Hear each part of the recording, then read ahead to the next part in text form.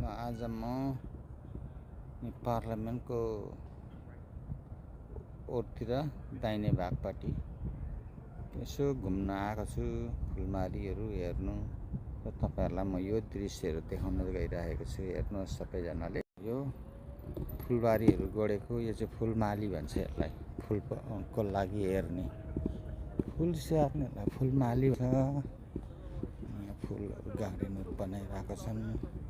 यो चाहिँ फुलमाली हो नेपालीबाट चाहिँ फुलमालीहरू। अनि यो चाहिँ गार्डन छ, यो फुलबारी यस्तो यो छ। अनि यहाँ फुल छ, कति राम्रो फुलहरू है, दृश्य अवलोकन गर्नलाई, घुम्नलाई। यहाँ पनि यो किसिम किसिमको यो प्राय जस्तो दबाईहरू हुन्छ अरे क्या यस्तोहरू। यो चाहिँ फुल हो, फुल भइहाल्यो। तर यो मुनिको यहाँ केहरू यो औषधिमा प्रयोग आउँछ अरे क्या। हामीलाई थाहा छैन उ त्यो के खालको हो, त्यो राखेको छ।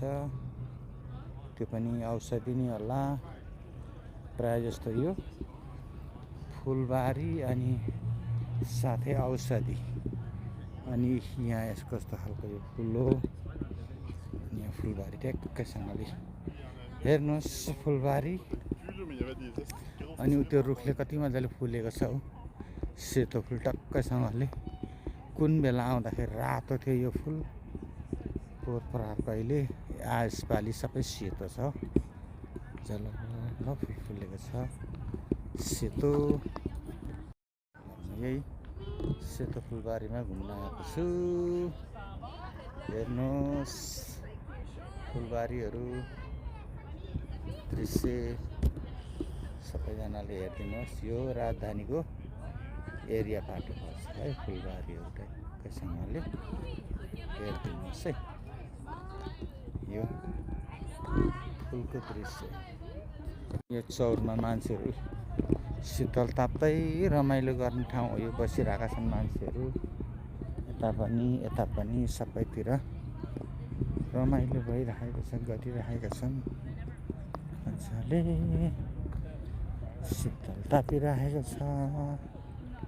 अनि यहाँनिर हेर्नुहोस्, यहाँ निगुरो रोपेको निगुरो है, सजाउनुको लागि।